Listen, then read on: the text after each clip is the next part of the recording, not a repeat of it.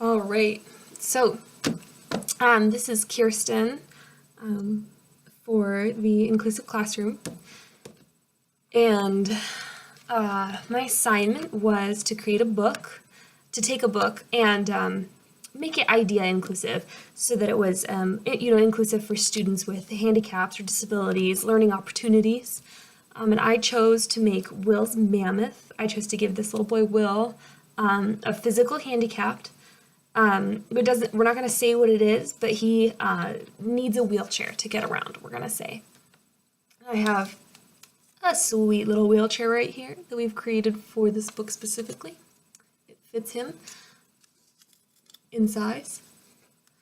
And I chose this book primarily because of the idea of the woolly mammoth and the kind of dreamland that we go to, which we will see later. It's by Rafe Martin, illustrated by Stephen Gamble.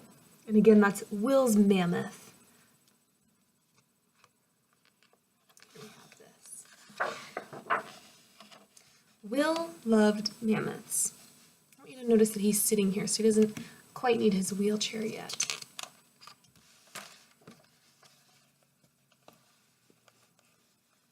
Woolly mammoths.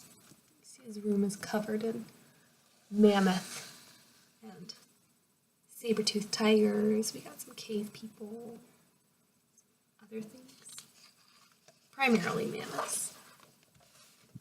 I'm gonna need my little wheelchair. So here we have the original images of Will getting ready for the snowy day, standing up, and all we're gonna do is we're gonna take this and we're just gonna put his wheelchair on him. So we're gonna ignore these steps, and we're gonna put a little wheelchair on him. We're gonna read this page just like we would read the book normally, without changing any of the words.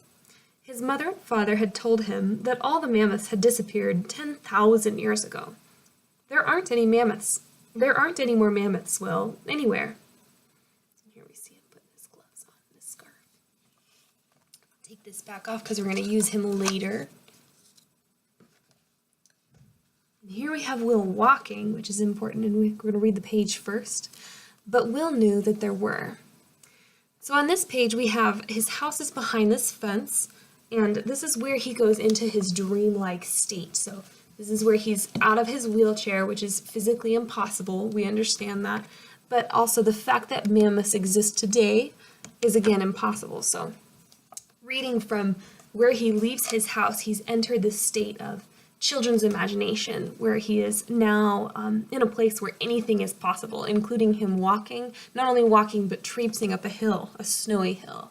So that's super important, I think, to this text, because this page is where we start to enter that fantasy land where mammoths are real and where Will can walk.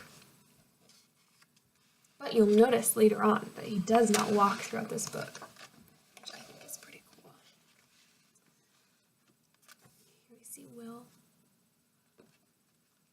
the woolly mammoth.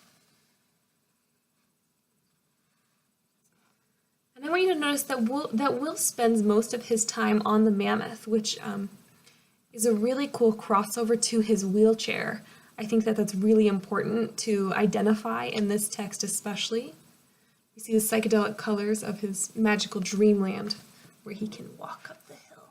I think it's really cool.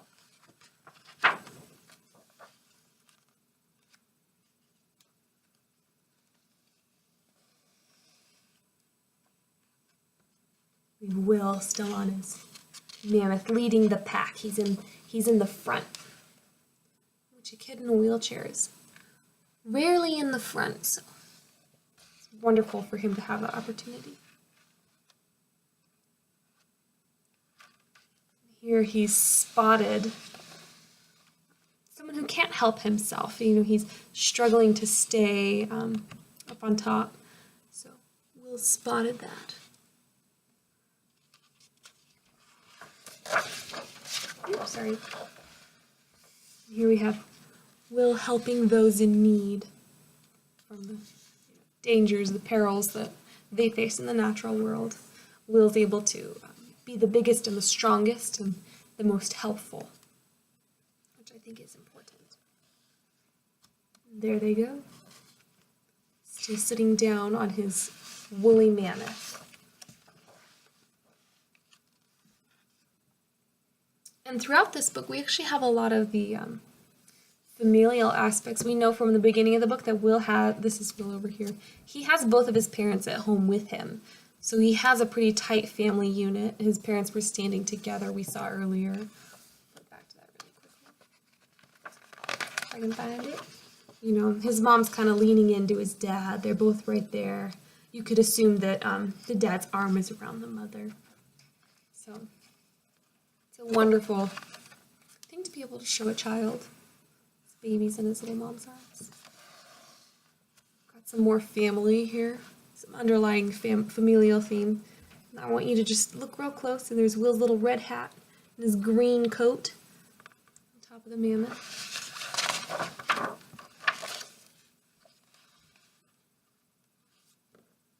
And here he's able to howl with the wolves. Just very magical, very fantastical illustrations. Again, there he is, pointing the way, leading the charge. Here we have another family unit in the form of cave people. They also appreciate the mammoth. Will's up here, coming through.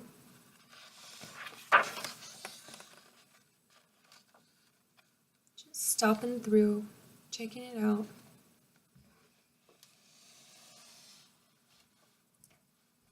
Prehistoric equine.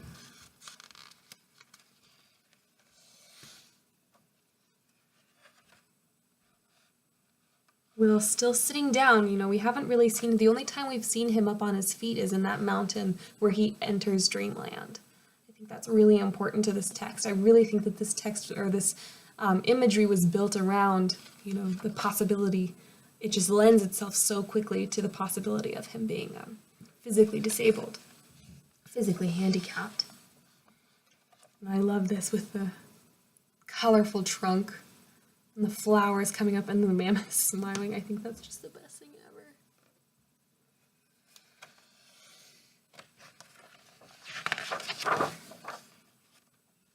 And I want you to notice this path. I mean, you know, he's got all the way up through this crazy high peaks. You know, he's coming down in a snowstorm. This path would never be possible for someone with a physical disability, like being in a wheelchair.